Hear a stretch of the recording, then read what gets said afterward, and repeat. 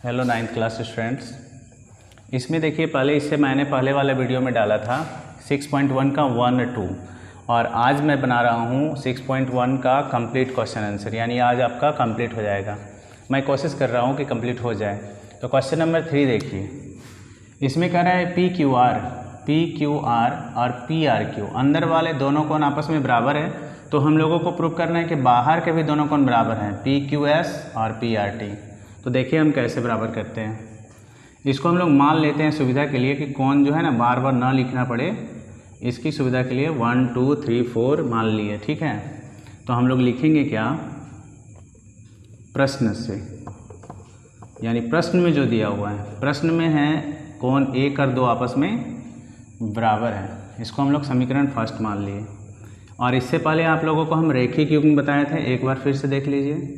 अगर कोई सरल रेखा पर कोई भी एक रेखा आपतित होती है या इस रेखा पे आके मिलती है, तो यहाँ पर दो कोण जो होगा, ये दोनों कोण को अगर हम जोड़ेंगे, मान लीजिए ए बी है तो ए और बी को जोड़ देंगे तो होगा 180। तो ये जो 180 हो रहा है ना, ये 180 है रेखिक युग्म से, इसी को हम लोग बोलते हैं रेखिक युग्म। इस रेखिक युग्म से होता है ए और बी जोड़ करके 180। ये आपको ये याद दिला दिए ताकि आप यहाँ समझें। तो यहाँ पर भी देखिए यही चीज़ यहाँ बना हुआ है कि 1 और 3 को जोड़ेंगे तो 180 होगा। तो किस चीज़ से हो रहा है ये, रेखिक युग्म से। तो यहाँ लिखना है आपको रेखिक युग्म से। रेखिक युग्म से होगा एंगल 1 और एंगल 3 जोड़ करके 180, ठीक है। तो इसको हम लोग इक्वेशन सेकेंड में ले लेते हैं, लिखेंगे फिर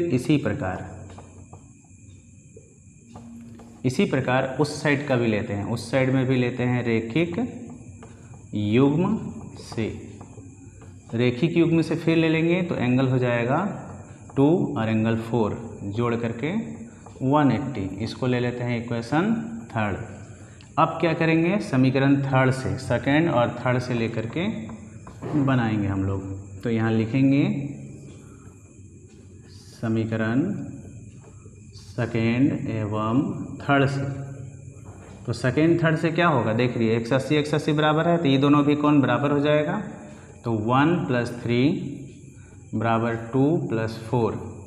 अब हम लोग समीकरण फर्स्ट का उपयोग करेंगे। तो यहाँ लिखेंगे क्या, समीकरण फर्स्ट से। फर्स्ट में है, हम लोग देख रहे हैं कि 1 और 2 आपस में क्या है, बराबर है। तो हम 1 की जगह क्या लिख सकते हैं, इस 1 की जगह पे 1 है तो 2 लिख सकते हैं। तो यहाँ 2 और 3 लिखेंगे, यहाँ भी 2 और 4 होगा, कट जाएगा। तो एंगल 3 बराबर हो गया एंगल 4। तो एंगल 3 बराबर 4, 3 का ही नाम है पी क्यू एस। तो लिखेंगे पी क्यू एस बराबर 4 का नाम लिख देंगे पी आर टी, ठीक है। ये प्रूफ हो गया। अब अगला क्वेश्चन में आते हैं। अगले क्वेश्चन में दिया है कि अगर एक्स वाई को जोड़ करके एक्स वाई जोड़ेंगे और जब डब्ल्यू जेड जोड़ते हैं तो दोनों बराबर है। प्रूफ दिया हुआ है कि पहले से बराबर है। तो हम लोग को प्रूफ करना है कि ए ओ बी एक सरल रेखा है। तो देखिए कैसे बनता है। यहाँ हम लोग लिखेंगे, 2 भाग में बनाएंगे। चूँकि लिखेंगे एक बिंदु पर सभी कोणों का योग होता है 360 डिग्री। तो हम सारे कोण जोड़ देंगे, इधर से स्टार्ट करेंगे। x + y + z + w बराबर 360। तो हम देख रहे हैं कि x + y दोनों को जोड़ करके अलग कर दिए और w + z को अलग कर दिए और यहाँ 360। चूँकि प्रश्न में जो दिया है उसको हम लोग रिपीट करेंगे, लिखेंगे प्रश्न से x + y बराबर w + z। तो यहाँ x + y की जगह हम 2 बार लिख सकते हैं, दोनों को एक ही जैसा सेम हो गया। तो यहाँ हम लोग क्या लिखेंगे, x + y फिर x + y बराबर 360। तो दोनों x + y 2 बार हो गया, तो 2 गुना x + y बराबर 360। अब 2 से हम घटा सकते हैं इसको 180 बार में। तो x + y बराबर 180 डिग्री। तो यहाँ आपको या का सिंबल देना है, ठीक है। और यहाँ भी या का, यहाँ भी या अंत में, इसलिए तो हम जानते हैं कि अगर एक्स वाई दो कोनों को जोड़ के 180 होता है तो ए ओ बी क्या हो जाएगा, एक सरल रेखा है। यहाँ पर इस पॉइंट का नाम आपको ओ देना है। तो इससे क्या होगा, लिखेंगे क्या, अतः हम लोग यहाँ लिखेंगे कि x प्लस वाई डब्लू प्लस जेड दोनों का मान कितना हो गया, 180। तो लिखेंगे अर्थात ए ओ बी एक सरल रेखा है। सरल रेखा है क्यों, क्योंकि सरल रेखा पर ही 180 डिग्री का कोण बनता है। यहाँ लिख देंगे चूँकि सरल रेखा पर ही 180 डिग्री का कोण बनता है। ठीक है,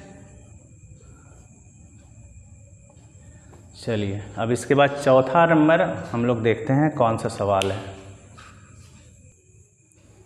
देखिए क्वेश्चन मैंने लिख दिया है ताकि आपका समय बच सके। देखिए आकृति में है पी ओ क्यू एक सरल रेखा है, पी ओ क्यू एक सरल रेखा है और किरण ओ आर जो है पी क्यू पर लंब है। देखिए लंब मीन्स 90 डिग्री का यहाँ कोण बन रहा है इस जगह। ठीक है, तो कह रहे हैं कि ओ पी और ओ आर के बीच में ओ एस है, ओ पी और ओ आर के बीच में एक कोण ओ एस है। तो कह रहे हैं कि एक अन्य किरण है, तो सिद्ध करना है हम लोगों को कि आर ओ एस जो है वो क्या है, Q O S minus P O S का हाफ है। तो कैसे करते हैं, ध्यान से देखिए, समझ में आसानी से आ जाएगा। तो सबसे पहले हम लोग स्टार्ट करते हैं, इसको क्या लिखते हैं, देखिए प्रश्न से। प्रश्न में क्या दिया हुआ है, प्रश्न में है आर ओ क्यू कितना डिग्री है, 90 डिग्री। हम लोग यहाँ रेखिक युग्म इस्तेमाल करेंगे, रेखिक युग्म से। रेखिक युग्म से क्या होगा, हम लोग दो कोण को जोड़ेंगे, R O P plus R O Q बराबर 180 डिग्री। तो हमारे पास आर ओ क्यू का 90 है, तो आर ओ पी और इसका वैल्यू हम लोग अभी अभी लिखे हैं 90 डिग्री बराबर 180 डिग्री। तो आर ओ पी बराबर 180 माइनस 90 डिग्री। तो यहाँ लिखेंगे आर ओ पी बराबर 90 डिग्री। ठीक है, ये हो गया आर ओ पी। इससे क्या लगता है कि दोनों इक्वल हो गया, नहीं? तो यहाँ इक्वल लिख देंगे, यहाँ पे ऐसे यहाँ लिख देंगे हम लोग आर ओ क्यू बराबर आर ओ पी, दोनों का मान हो गया 90 डिग्री। अब हम लोग दोनों जब बराबर है तो दोनों को हम लोग क्या करेंगे, दो तरीके से बराबर और भी कर देंगे। लिखेंगे आर ओ एस और पी ओ एस, चूँकि इन दोनों का उपयोग किया है, एक ट्रिक है यहाँ पे ध्यान दीजिएगा कि जो यूज हुआ है उसी में तोड़ना है आपको। आर ओ एस और पी ओ एस जोड़ के बन जाता है आर ओ पी। तो हम लोग वही लिखेंगे आर ओ एस और यहाँ से ले लेंगे पी ओ एस। ये हो गया इस साइड के एंगल के लिए। अब आर ओ पी उस साइड पे क्या है, आर ओ क्यू हम लोग बराबर किए हैं, तो एक बार और इधर लिख लेते हैं पहले। इससे क्या होगा, आपको समझने में आसानी होगा, नहीं तो डायरेक्ट हो जाता है। देखिए चूँकि R O Q R O P के बराबर है उस जगह, तो हम लोग आर ओ पी को इस साइड लिख लेते हैं ताकि आपको आसान लगे। ठीक है, अब देखिए, अब आर ओ पी दो कोण के मिलने से बना है, यही दोनों कोण हम लोग यहाँ लिख देंगे।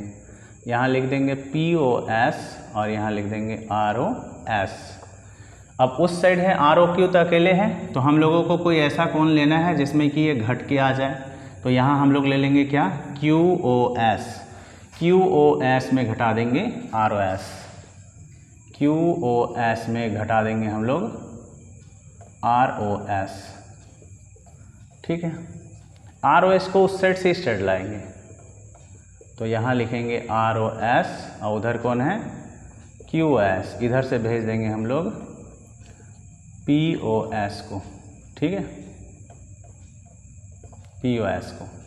अब देखिए ये दोनों को जोड़ते हैं तो होगा आर ओ एस और यहाँ लिखे हैं क्यू ओ एस और P O S.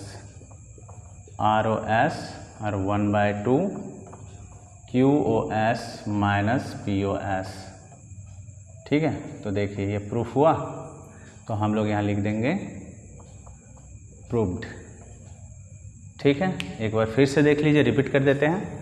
R O Q कितना डिग्री का है, 90 डिग्री का, प्रश्न में ही दिया हुआ है, लंब है तो 90 डिग्री। रेखिक युग्म में इस्तेमाल करेंगे तो यहाँ लिखेंगे आर ओ पी और आर ओ क्यू दोनों को जोड़ के 180। इसमें से आर ओ क्यू का मान 90 रख दिए, आर ओ पी रह गया 90 उस साइड भेजे तो आर ओ पी का वैल्यू भी 90 डिग्री हो गया। इससे क्या पता चलता है कि दोनों इक्वल हैं। तो इसमें आर ओ पी को हम इधर, इसको इधर रख दिए। अब आर ओ पी को देखिए क्या है कि आर ओ पी दो कोनों से बना हुआ है, तो इन दोनों कोण को जोड़ दिए। आर ओ क्यू अकेले है लेकिन उसको घटा दिए, क्यू ओ एस में घटा दिए। क्या आर ओ एस घटाने के बाद आर ओ एस को इधर ले आए, पी ओ एस को उधर भेज दिए, दोनों को जोड़ के 2 हो गया और इस 2 को नीचे भेज दिए, प्रूफ हो गया। ठीक है, और एक क्वेश्चन बचा है, देख लेते हैं। क्वेश्चन लिख दिए हैं, एक बार फिर से देखिए, लास्ट क्वेश्चन है ये। यह दिया गया है कि एक्स वाई जेड बराबर 64 डिग्री और एक्स वाई को बिंदु पी तक बढ़ाया गया है और कह रहा है दी हुई सूचना से एक आकृति खींचिए। यानी खुद हम लोगों को आकृति इस बार बनाना है, तो पहले से हम नहीं बनाए थे आप लोगों को सिखाने के लिए। तो यदि किरण Y Q Z Y P को समविभाजित करता है तो हम लोगों को निकालना है एक्स वाई क्यू। अब प्रतिवर्ती पहले भी बताए थे 360 डिग्री में घटा दीजिए कोण क्यू वाई पी निकाल करके, तो आंसर आ जाएगा। स्टार्ट करते हैं। क्वेश्चन देखिए, कह रहे हैं एक कोण है एक्स वाई जेड और इसका माप है 64 डिग्री। उसके बाद कह रहे हैं एक्स वाई को बिंदु पी तक बढ़ाना है। इसी एक्स वाई को हम लोग बढ़ा देंगे कहाँ तक, पी तक। फिर कह रहा है क्या कि दी हुई सूचना से आकृति खींचिए, आकृति खींच लिए हम लोग। इसके बाद क्वेश्चन में कह रहा है कि यदि किरण वाई क्यू जो है यहाँ से खींच देना है, तो कह रहा है कि वाई क्यू जो है जेड वाई पी को समविभाजित करता है, यानी ये दोनों कोण आपस में बराबर है। तो हम लोगों को कह रहे हैं कि एक्स वाई क्यू निकालने के लिए एक्स वाई क्यू मतलब बड़ा वाला कोण, ये बाहर का जो कोण है ये एंगल। ठीक है, इसको रेड कलर से हम बना देते हैं, समझ में ज़्यादा आएगा। तो ये बाहर का जो एंगल है ये निकालना है। उसके बाद प्रतिवर्ती क्यू वाई पी तो निकालना है हम लोगों को, लेकिन यहाँ पर निकालना है प्रतिवर्ती, यानी ये कोण निकालना है और ये प्रतिवर्ती निकालना है। ठीक है, तो स्टार्ट करते हैं। देखिए सबसे पहले क्या करना है क्वेश्चन में, यहाँ पे देखिए सबसे पहले आप इसको मान लीजिए ताकि आपको सुविधा हो। 1 और यहाँ 2, अगर आप 1 2 नहीं मानते हैं तो एक्स वाई दोनों चूँकि बराबर है तो एक्स मान लेते हैं, है ना।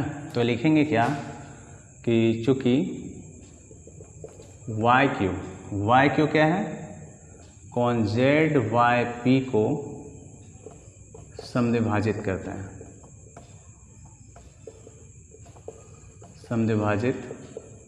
है, तो क्या है, दोनों कोण का नाम लिख लीजिए, जेड वाई क्यू बराबर हो जाएगा क्यू वाई पी। ठीक है, और इन दोनों के बराबर होने के बाद हम यहाँ मान लेते हैं, माना जेड वाई क्यू और यहाँ क्यू वाई पी बराबर क्या, एक्स। चूँकि हम लोग लिखेंगे क्या कि एक्स वाई पी एक सरल रेखा है, तो हम जानते हैं कि सरल रेखा पे सभी कोणों का योग 180 डिग्री होता है, तो तीनों को जोड़ देंगे। हम लोग लिखेंगे 64 एक्स प्लस एक्स बराबर 180। फिर से 64 एक्स 2x 180 डिग्री, तो यहाँ लिखेंगे 2x 180 माइनस 64, तो हो जाएगा 10 में 4 6, 7 में 6 1, 2 से घटाएंगे 2 पंचे 10, 2 8 16, तो x बराबर हो जाएगा 58 डिग्री। ठीक है, तो x का मान 58 डिग्री हो गया। अब हम लोगों को निकालना क्या है, हम लोग को निकालना है एक्स वाई क्यू। तो यहाँ कंफ्यूज नहीं होना है, ये बड़ी एक्स है, आपको बड़ी एक्स लिखना है एक्स वाई क्यू में जो अंदर हम लोग एक्स माने हैं तो वहाँ हो जाएगा 64 डिग्री और प्लस छोटी एक्स, तो यहाँ होगा 64 और छोटी एक्स जो हम लोग निकाले हैं ये है 50 डिग्री। 8 4 12, 6 5 11, 1 12, 122 डिग्री। ये आपका एक्स वाई क्यू का वैल्यू निकल गया। अब हम लोग को निकालना है क्यू वाई पी जो कि निकल चुका है और x का मान है यहाँ 58 डिग्री। ठीक है, अब इसी का निकालना है हम लोग को क्या, प्रतिवर्ती क्यू वाई पी। तो इसका मतलब हम लोग को निकालना होगा 360 में घटा देना होगा 58, जो कोण हमारा निकला, बस। ठीक है, यही आपका चैप्टर ख़त्म हो गया, यानी 6.1 ख़त्म हो गया। नेक्स्ट वीडियो बस 6.2 का हम डालेंगे, आप लोग देखते रहिए। और अगर आप चैनल पर नए हों तो सब्सक्राइब ज़रूर कीजिएगा, ताकि आपको अगला वीडियो मिलते रहे और आप एग्ज़ाम की तैयारी करते रहें। ठीक है।